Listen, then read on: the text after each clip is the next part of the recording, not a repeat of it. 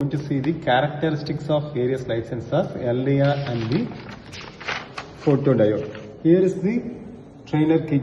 This trainer kit is used to determine the characteristics of LDR and the photodiode. So we have to give the connections. We have to ensure the connections. So there is a dotted line between T2 and T3. So this dotted line should be short circuited. That should be connected using this patch cord. And this T4 and T5 are used to measure this output voltage in terms of voltage, and here there is an input voltage which is the variable voltage which is used for this varying the light intensity of light. This variable voltage is used to measure for the intensity of light to vary the intensity of light. By varying the intensity of the light, the dimness or the brightness of the light will be changed. Okay, here is the trainer kit. Okay, by varying the voltage or by varying this voltage or the brightness of the light, we are going to measure this.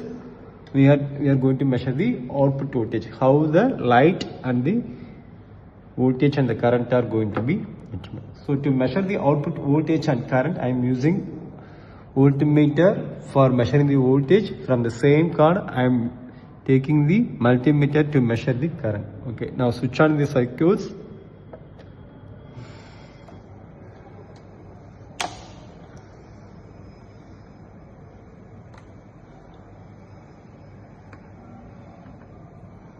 We are going to measure this, input voltage. By varying the intensity of light, we are going to measure this output voltage now. First I am varying this input voltage for varying the intensity of light as 4.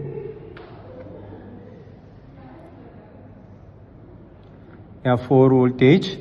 For this output voltage is measured as 4. Now the current is measured as 2.8 microamps. Then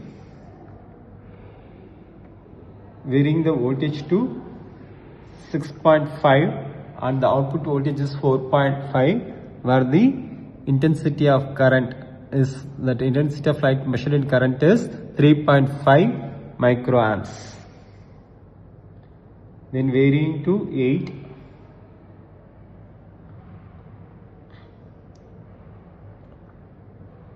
And the output voltage is measured as 4.6 and the light is measured as 3.6 microamps. Similarly, we can take the reading up to 10. Thank you. So we have completed this characteristics of LDR. Now we can see about the characteristics of photodiode. Okay, just we are in the same kit, we are doing the experiment. We are just replacing this contact wire between T2, T3 as T8 and T9, and we are replacing this T4, T5 to this T10, T11. One is from this T4, T10, mainly we will be measuring this voltage.